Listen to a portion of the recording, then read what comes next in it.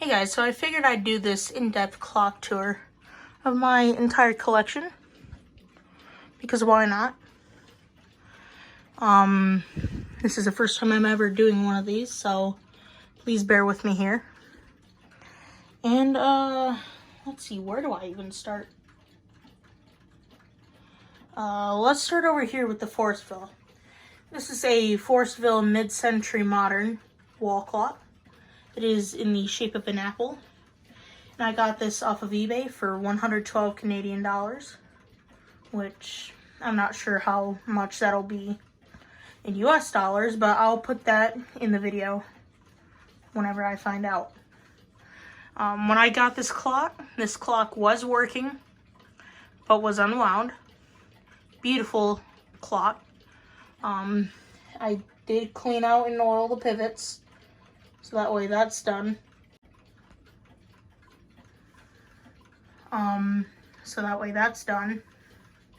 As you can see, beautiful example of the mid-century modern style.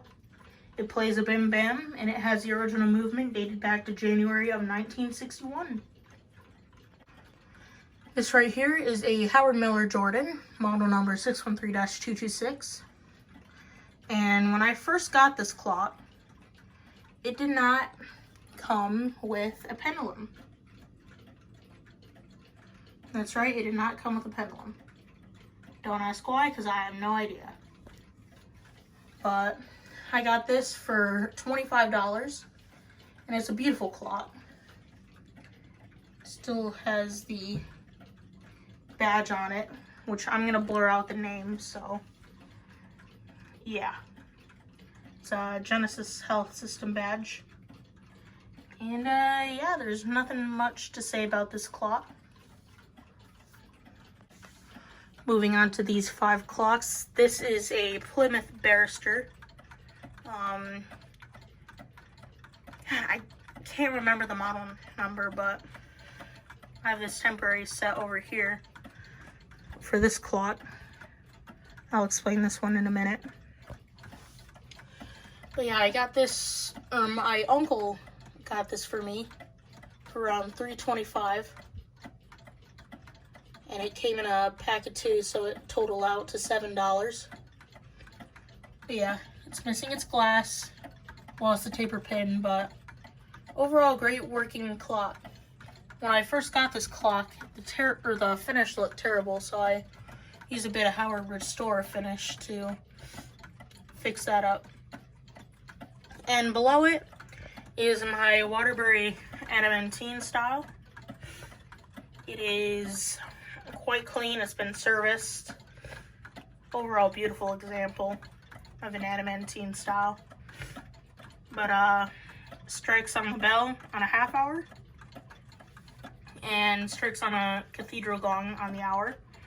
I got this for 75 bucks at an antique festival, so that was fun. But anyways, let's move on to this clock. Now this one has a Waterbury movement, but the face is unmarked, so I'm just going to call it a Waterbury. So this is Waterbury parlor clock, or steeple, possibly kitchen clock, however you want to say it. It strikes on the hour on a bell, strikes too early, but I got this for $67.50 at my local antique mall. Nothing really much to say about it. Now this big guy right here is a Seth Thomas. I believe it's a model or number 105, but it has a Seth Thomas 120 movement. I got this with Plymouth for another $3.50, so that's how it totaled out to $7. And overall it works great, but that face, ugh. I've already had to replace the gong that it came with, so that way that works. And I had to buy a pendulum for it, so that's fun. Back here is a 1993 Hamilton Wheatland. I got this as a donation to my collection from one of my family members, so thank you for that. And overall, it's a beautiful timepiece. Has the Arabic numerals. There are other Hamilton Wheatlands with the Roman numerals. But yeah, overall a beautiful example. Down here we have an Elgin Westminster chime anniversary clock. I got this clock from my uncle, who gratefully donated this to me because he didn't want to see it anymore. And yeah, it just sits here. That's it. On my bed here is my Hubert Tur from 1929. It is a cuckoo clock. Both bellows are out of it right now for reasons that you'll see in a minute. Or actually, that you've already seen, but recording this ahead of time just because. I got this for $75 at my local antique mall. It's a 1929 Hubert Tur cuckoo clock. And speaking of cuckoo clocks, this is my 1967 musical cuckoo clock. I recently repaired this bellow, which is amazing, but yeah, you might hear it go off here. It is a one-day cuckoo musical. We don't talk about that for now. But yeah, overall a stunning timepiece. I got this clock for around $65 at my local antique mall. So overall, a beautiful timepiece. Over here is a decor Westminster wall clock. This belongs to my grandmother, but she allowed me to hang it up here, or in here, instead of just sitting under a bed. There's nothing much to say about it, other than it has an unusual movement, a 351-030, the side-mounted Westminster chime bars. And yeah, stunning timepiece.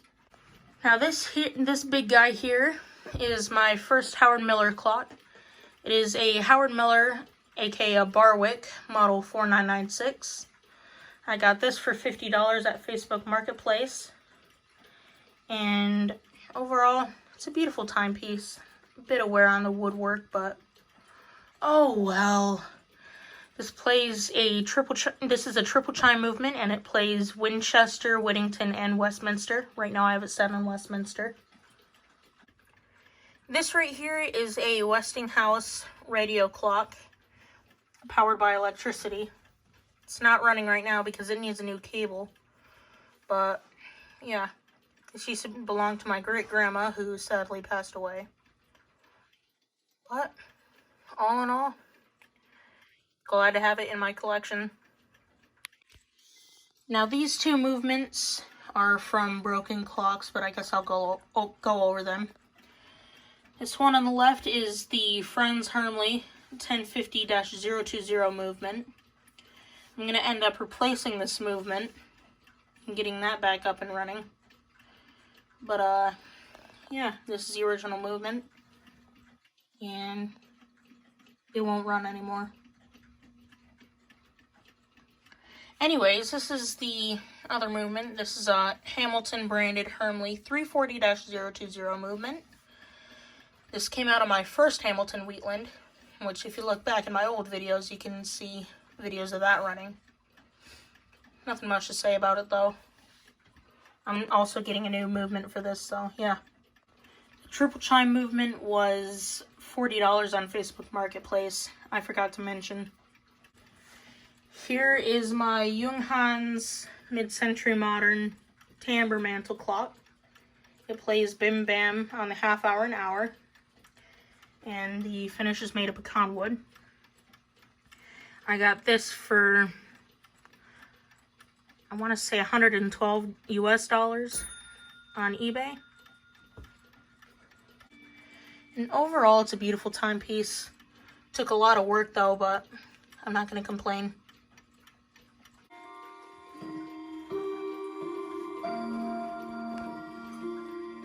The chaos starts.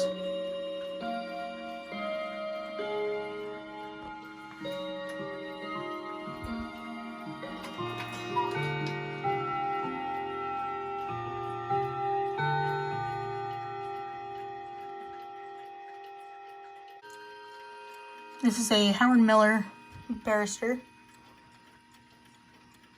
I can't remember the model number right now, but when I think of it, I'll put it in the video. This I got off of Facebook Marketplace for 150 bucks. Overall, pretty good condition. Next up is the Reverend R953. This has been restored by Telecron Time owner Roy Mano. Currently don't have the chimes going, but yeah, either way. Here it is. I got this for like 90 bucks on eBay. I can't remember. I got it a couple years ago. But when I first got it, it was in terrible condition. Now look at it. It's beautiful. Don't mind the anniversary clock glass, but here is a Revend R913.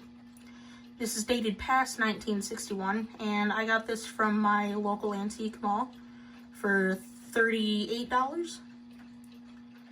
It was untested, but everything works perfectly. Aside from the striking, it only strikes 1 hour on the top of the hour. I also have the chimes off on this one because I really don't want to turn them on. But anyways, yeah. This is a Elgin Westminster wall clock. I got this for, not wall clock, shelf clock.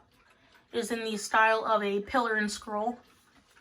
And I got this clock from my local antique mall for $75, I think. I can't remember. But when I first got it, the chime side didn't wind up.